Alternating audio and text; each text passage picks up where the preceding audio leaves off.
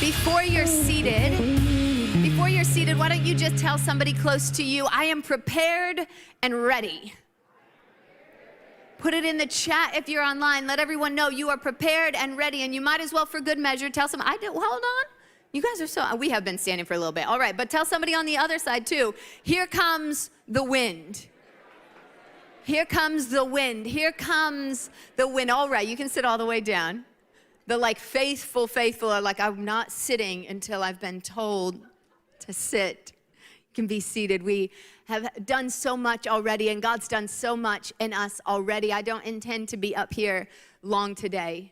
Intend being a key word in that statement. But I just want to remind us as we come to this final message of our series, Windward, what it is that God has been speaking to us.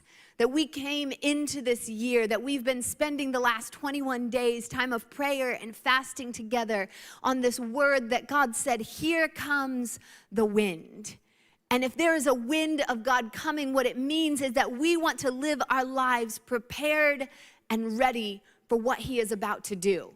We want to be prepared for everything that He is getting ready to pour out on us in our individual lives and for us as a church family. We want to be prepared and ready to go after it with everything.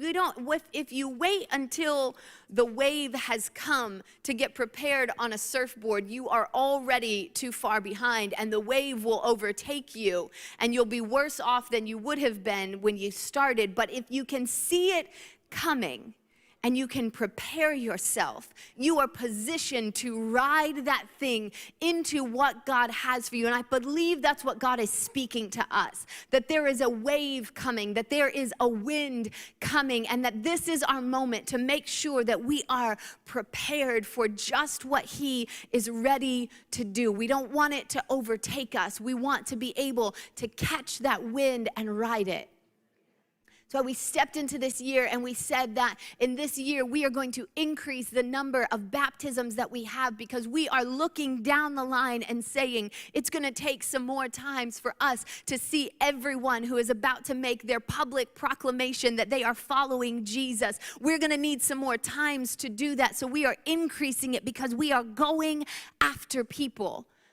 The first one, by the way, is on February 20th in just a couple weeks. If you know someone who needs to get signed up, make sure you help them get here for February 20th. It's why we said we need more life groups to help all of the people walk in healthy community, walk in resilient faith together. And we are going to increase the number of baptisms that we have. It's why we looked around and we said the infrastructure that we currently have is not set up for where we see God taking us down the line. And we've committed to repaving the parking lot out front and replacing the screen. And you guys, I announced that we need to replace the screen because it causes us issues, and I could not have planned this type of thing. It went all the way out last week. So I am not exaggerating when I tell you the screen is on its last leg, and it does not position us well to communicate to the digital church that we are reaching every single week, to reach into the 166 hours a week when we're not in this building together, but we are still the church.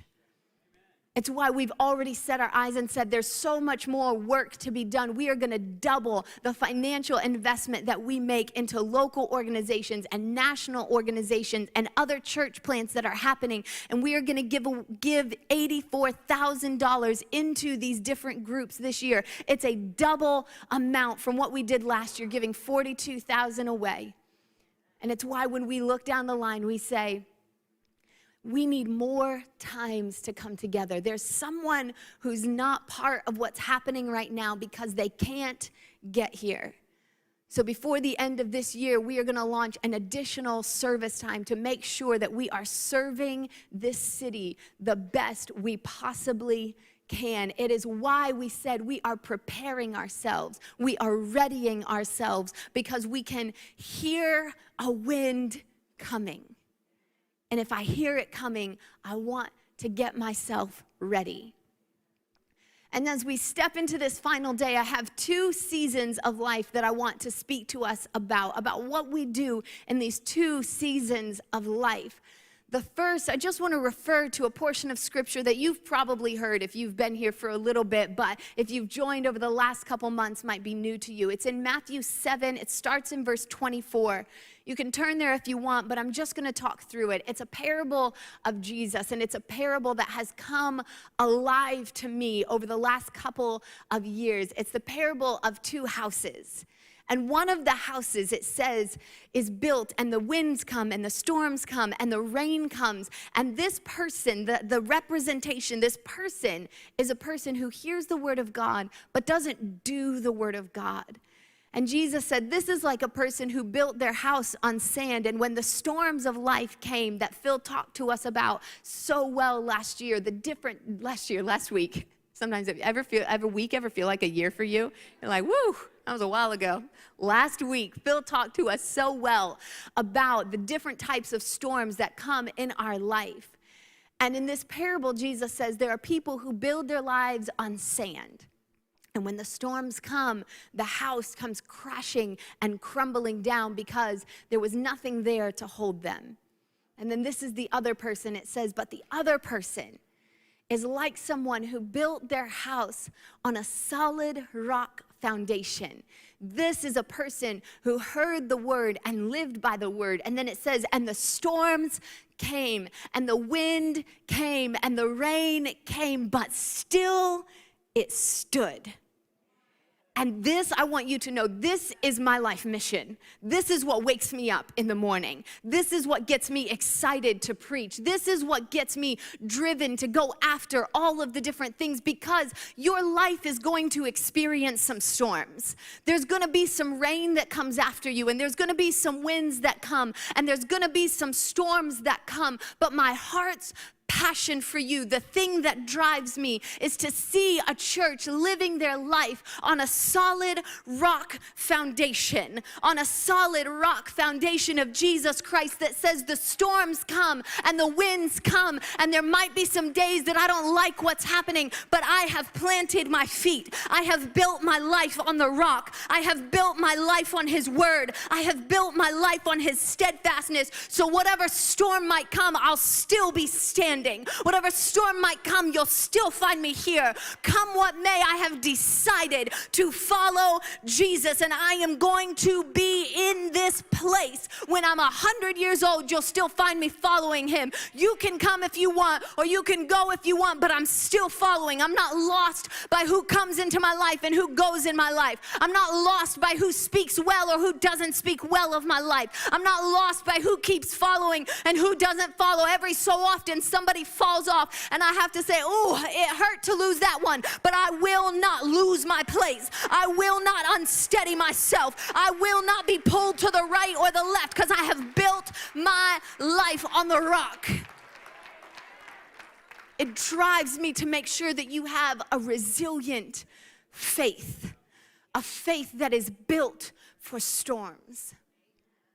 And if you are here, if you have made it over the last couple years, if you are still standing, let me say to you, congratulations.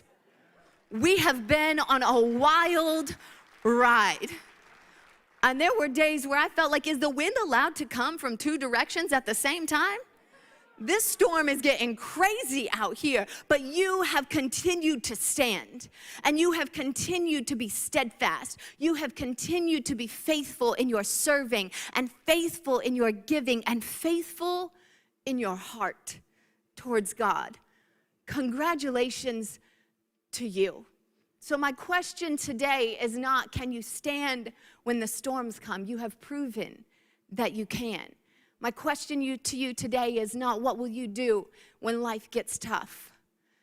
For today, I want to ask us the question, what do you do in success? I know that you can stand in a storm. Can you stand in success? There's two different things that happen in these two different seasons of our life. One of them, I survive because I have to. My options are survive or crumble. the other one, when I succeed, all of a sudden I have some more on the line. I have more skin in the game. And I believe that God is getting ready to succeed you in a way that you have never seen before. So before you catch this wind, I want to ask the question, can you stand in success? And for this, we're going to look at the life of Daniel. Not just Daniel, we're going to look at the book of Daniel and him and his boys. I'm going to talk us through it for the sake of time. I felt like as well it was decent to owe homage to our dear friend Daniel, since we have been recognizing his fast. He's the one who gave us fruits and vegetables and whole grains as a method for fasting. Like, Daniel, couldn't you have been like ice cream and pizza? Yes. I'm like, sign me up. But I thought we should pay some homage to Daniel as well today on our final day of prayer and fasting. And this is the thing. I think there are some principles from Daniel's story that we can pull out about just what it means to stand even in success, to stand when things are going well in our life, to stand when we see the thing that we've been praying for, because that's really the question. When you get the promotion you've been praying for, can you stand in that place? Because now there's some questions, now there's some nervousness that I might lose it. You didn't care so much when you were the cashier. It was easy to tell people about Jesus because who cares if I lose this job, I'll find another cashier job somewhere. But now that I'm the manager, I've got a little bit more invested into the situation. And does it cause you to lean into God, or does it cause you to lean away from God? When the spouse that you've been praying for arrives, is it going to double the ministry that you do for God, or is it going to shrink the work that you do for God? When you get your acceptance letter to your first choice school that you've been praying for and had your eyes on, when God sends you into that space, can you still stand when you're there? That's what happens with Daniel. Daniel is in this weird situation. He and his people have been taken from the land that they used to live in. They were in this land of Jerusalem, the land of Israel, of the land that God had given them. And they are taken captive by the Babylonians and removed from the place that they knew, removed from the place of comfortability, removed from the place of familiarity, and taken into a whole new place. And this really isn't one of my main points today, but I do want to say to us that we have found ourselves in a whole new place. We look around and we go, this is not what I thought that it was. All of the pieces have moved on me, and all of the things have shifted on me, and I'm not quite sure how to play the game anymore because I was brought up to play it in a different way, but all of the pieces have moved, and the world that I'm living in has changed dramatically in a very short period of time. David woke up in one land and then was in another land, and when he found himself in an uncomfortable place, it was just that place that God had designed him to succeed in. And I think that's part of what God is speaking to us today, that yes, we find ourselves in new territory. Yes, we find ourselves in uncharted spaces, but God has designed us for this space. God has brought us to this place and this time on purpose. When he looked at the arc of time and he said, there's going to be a dramatic shift in what's happening at this time, he said, I'm going to send this church into that space in that time because they're going to know how to succeed in that space. And Daniel succeeds in the new place. He gets picked to be a part basically of like the king's council. He's part of the inner circle, the group of people that are brought into the king, that are brought in to be those who come in and minister before the king and give him wisdom and serve him. He is part of the favored guys, Daniel and his three boys, Shadrach, Meshach, and Abednego, who you potentially have also heard of. And the four of them come in. And when they come in, they begin to speak to them and they say, hey, we want everyone in this group to eat this specific diet. It's from the king's table. It's really good. It's going to be awesome. Da, da, da. And Daniel and his three friends say, we're not going to eat that. We're going to eat a different kind of diet. We're going to eat fruits. We're going to eat vegetables. We're going to eat whole grains. We're not going to have any of the choice meat. We're not going to have any of the wines. We don't want the food from the king's table. We want a different kind of food. And then it says when they come back, so the guy who's over them allows them to do that, gives them some time to evaluate it. And when he comes back to them to assess them, he says to them that they are far and exceedingly above everybody else that was in the group, that they are fitter, that they are wiser, that they have risen to the top of the class despite not eating the choice food from the king's table. And what it speaks to me about is that God is going to give us uncommon strategies for an uncommon time. It made sense that Daniel should eat the best food from the king's table. It's what everybody else said we should be doing right now. It's what everybody else said would get them to their desired end. It's what everyone else was doing at the time. But something in Daniel said, but I have a strategy that was downloaded straight from heaven. It's a different strategy than what I see around me. It's a different strategy than what I'm hearing everyone else take, because Daniel understood something about what I consume and what it produces in my life. And so Daniel had the audacity to say, thanks, but no thanks. On the leading strategy that you have to give me, I have a strategy from heaven. And we're going to go after a strategy from heaven.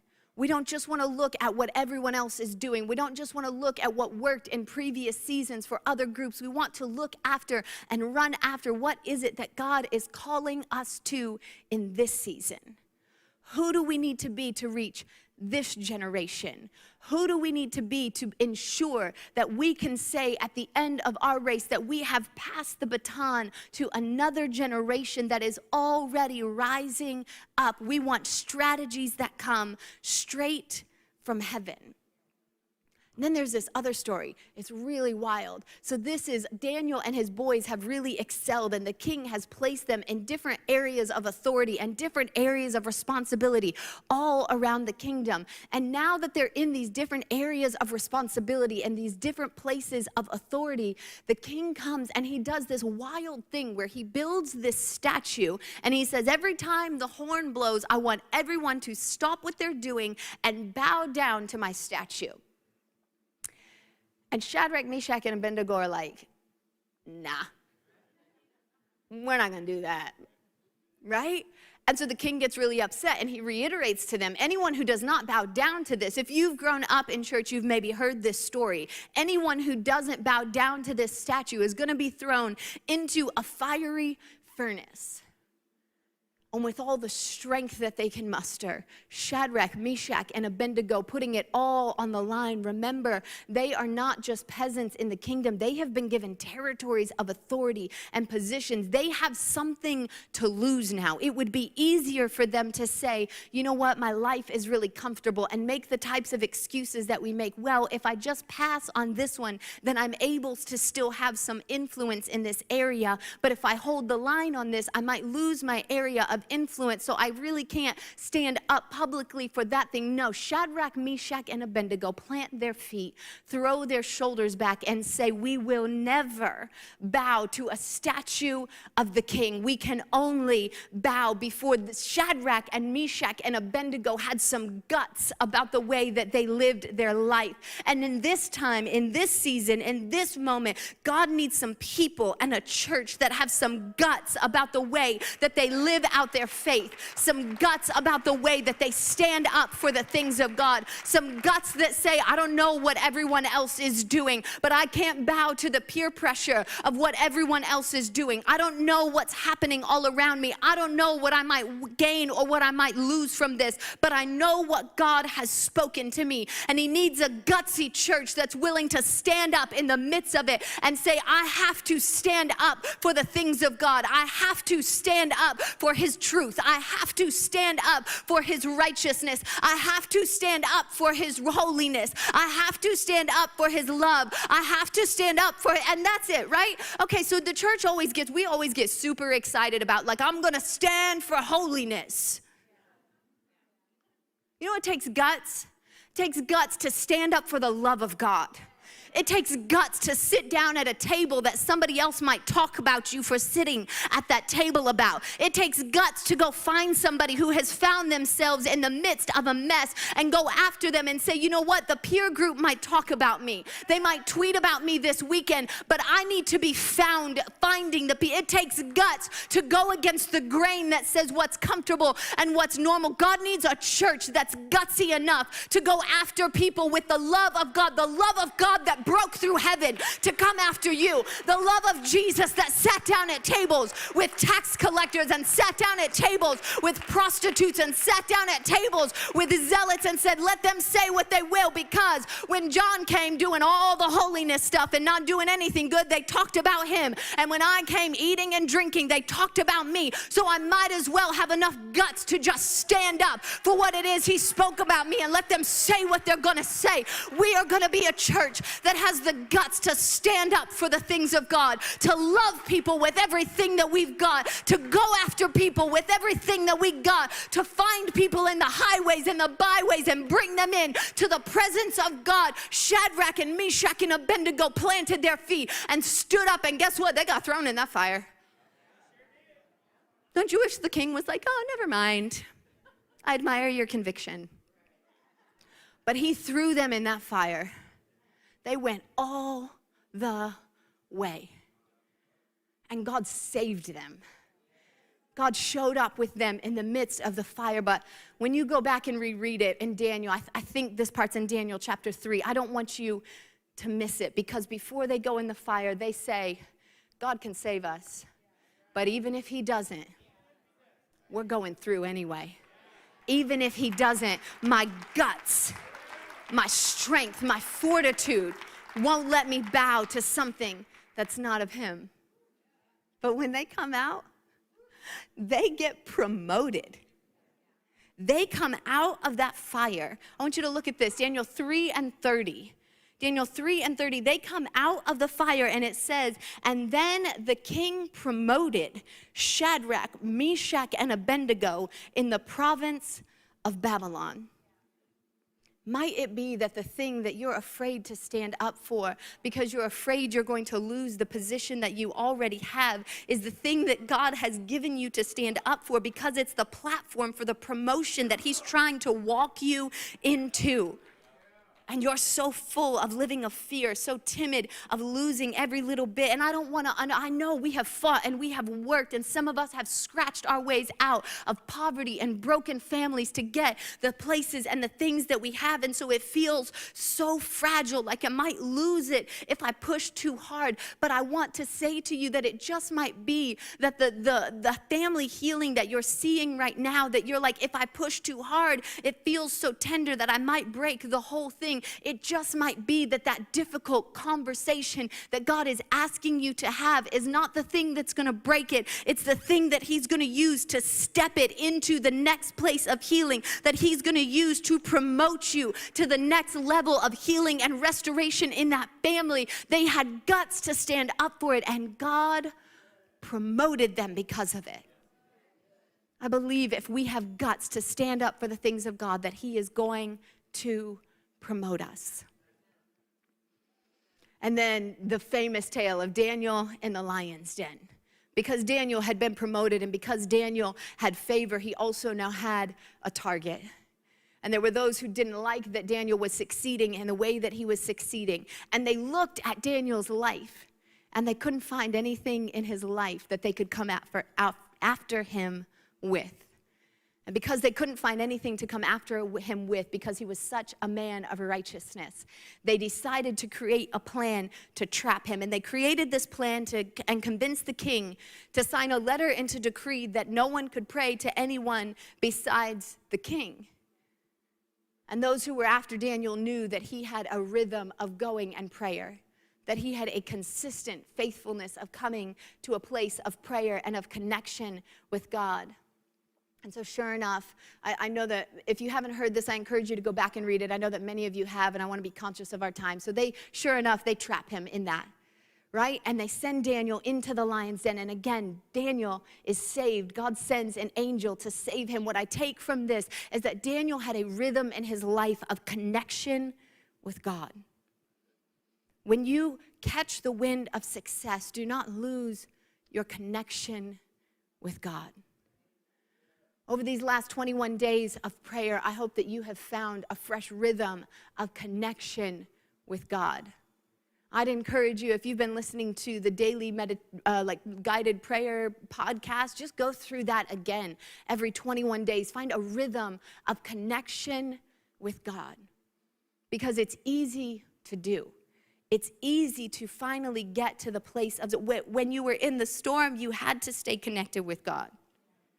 Because you thought, I might never make it out of this thing if God doesn't come and save me. But when you're in success, it feels like everything is fine. It feels like everything is great. It feels like I can skip a couple days and it's all right. Don't lose your connection with God. When you come to the place of success, don't lose that connection with who God is. Because that's where he's going to speak to you. That's where he's going to download to you those strategies. That's where you find the fortitude to stand in gutsy faith for all of the things that he is walking you into, for all of the places that he has to promote you and to expand you. And if I could summarize the story of Daniel and his friends in one word, it would be integrity. That Daniel and his friends lived lives of integrity. Integrity means to us really the picture of it comes from the same root word as integer. And it means that there is wholeness, that there is completeness, that there is a matching sense to what is seen in one space and in another space. Daniel wasn't one way with the king and another way with his boys. He wasn't one way out in public and another way at home. We are going to be a people. We are going to be a church of integrity. Are you the same in public as you are in private? Are you the same on Sunday as you are on Wednesday? Are you the same in the storm as you are in success? I ask you again, are you able to stand in success? Do you have the integrity for what it takes to stand in the place of success when the wind starts to blow in your way, when favor starts to come your way, when you're acknowledged with accolades and praise and raises? Are you the same person that you were in another season? Are you able to stand in the season of success in the way that you were able to stand in the season of a storm? And it's the question that I have for us as a church, because I can hear the wind coming. And before we catch it, I want to ask you, can you stand in the success? Because who we are as a church is a church that will be integrous in every endeavor that we have. That we will go after the strategies that God has for us, that we will live with a gutsy faith, and that we will maintain a connection, a rhythm of connecting, of living our lives rooted and established in the vine. Proverbs 10 says this, Proverbs 10, I think it's 9. Yes, great memory. Whoever walks in integrity walks securely, but he who makes his ways crooked will be found out. Whoever walks in integrity walks securely.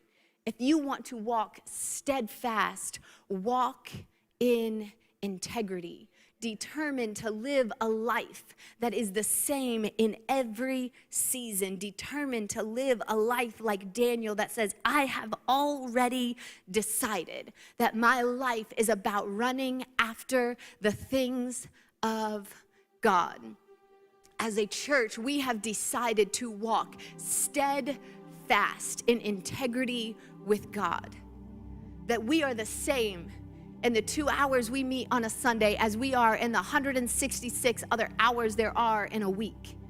That we are the same in a service as we are in a life group, and the same in a life group as we are at our desk, and the same as our desk as we are at our family dinner tables. That we will live lives running after the things of God.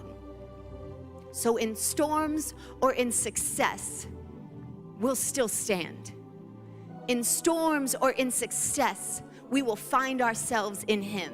In storms or in success, we have established a life that is built on the rock of who Jesus is. I'm going to take you back to Matthew 7 and just zoom in on Matthew 7 and 25. 7 and 25 says, "And the rain fell, and the floods came, and the winds blew, and it beat on that house, but it did not fall." Why? Because it had been founded on the rock. Because it had been founded on the rock. As we prepare to give today, and as we look ahead with our declaration offerings at all that we are expecting and seeing for God to do, I want to say to us that this is a church founded on the rock.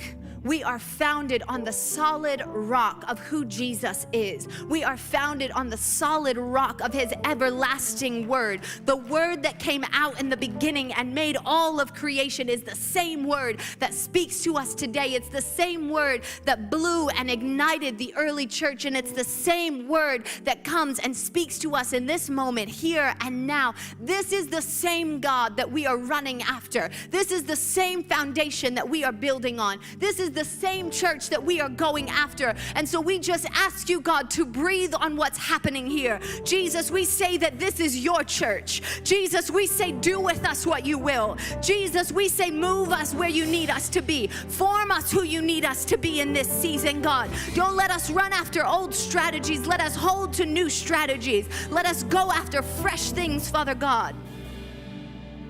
Because we have been founded on the rock. That's what we are planning for. That's what we are prepared for. That's what we are ready for. That is why we know we can survive a storm. And I know what we're getting ready to find out, that we can survive in success as well. That we can stand in the wind that God is getting ready to blow.